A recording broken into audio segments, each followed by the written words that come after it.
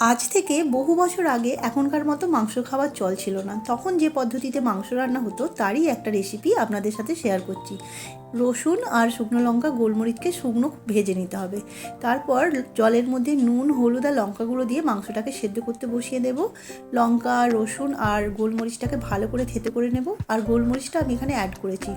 তারপর মাংসটা সেদ্ধ হয়ে গেলে ঠান্ডা করে নিয়ে এরকম হাতে করে ছোট ছোট টুকরো করে ভেঙে নেব। তারপর এর মধ্যে কুচানো পেঁয়াজ, থেতো করা মশলা, সরষের তেল, নুন আর পাতিলেবু দিয়ে খুব ভালো করে মাখিয়ে নিলেই এটা তৈরি হয়ে যাবে। এই রান্নাটার কথা আমাকে আমার ঠাকুমা বলেছিল, কিন্তু আমি এটা কোনো দিন করিনি, আজ প্রথমবার করলাম। খুব সাধারণ, খেতে কিন্তু ভালোই হয়েছিল। 2019-এর লকডাউনে ইউটিউব দেখে ফার্স্ট চিকেন সতে বানিয়েছিলাম। সেই থেকেই আমার বাড়ির সবাই চিকেন সতের ফ্যান হয়ে গেছে। বোনলেস চিকেনের মধ্যে নুন, গোলমরিচ, চিলি ফ্লেক্স, আদা রসুন বাটা, শেজওয়ান সস, সয়া সস খুব ভালো করে মিশিয়ে 10 মিনিটের জন্য ম্যারিনেট করতে দিয়ে দেবো। পেঁয়াজ, ক্যাপসিকাম, টমেটোর মধ্যে নুন আর গোলমরিচ মাখিয়ে নেব। এবার টুথপিকগুলোকে আগে থেকে আমি জলের মধ্যে ভিজিয়ে রেখেছিলাম। 2 টেবিল চামচ ময়দার মধ্যে 1 টেবিল চামচ কর্নফ্লাওয়ার, নুন, গোলমরিচ, চিলি ফ্লেক্স, আদা রসুন বাটা আর জল দিয়ে একটা ব্যাটার তৈরি করে নেব।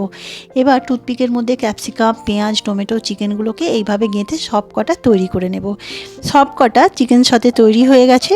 এবার তেলটাকে গরম করতে বসিয়ে দেব, আর এগুলোকে ব্যাটারের মধ্যে ডুবিয়ে একে একে তেলের মধ্যে ভেজে নেব। আর তেলটাকে আমি প্রথমে হাই হিটে গরম করে নিয়েছিলাম, তারপর মিডিয়াম ফ্লেমে এগুলোকে ভালো করে ভেজে নিয়েছিলাম।